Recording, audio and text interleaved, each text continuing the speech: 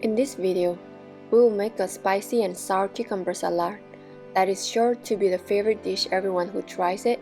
This is a great appetizer or side dish and especially good for summer as a refresher dish.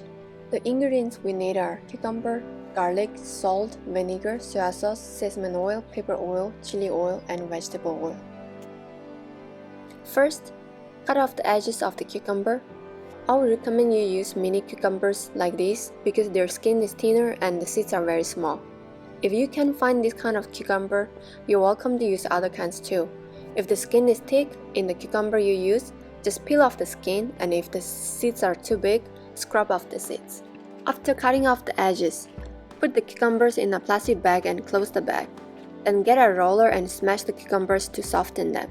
Putting the cucumbers in the plastic bag prevents the juice of the cucumber from splashing around.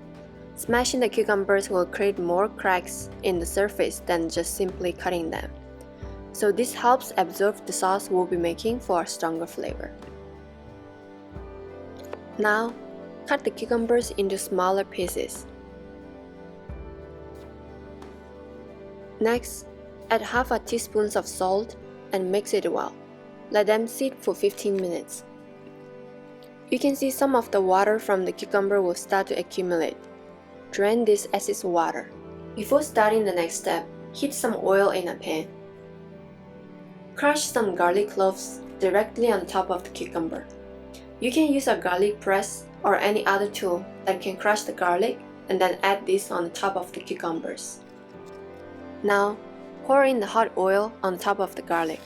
This step will make the garlic more aromatic.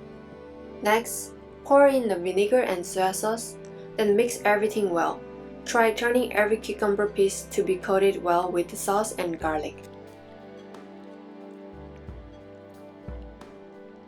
Lastly, to add some extra flavor, we add sesame oil, salt and pepper oil, and chili oil for some heat.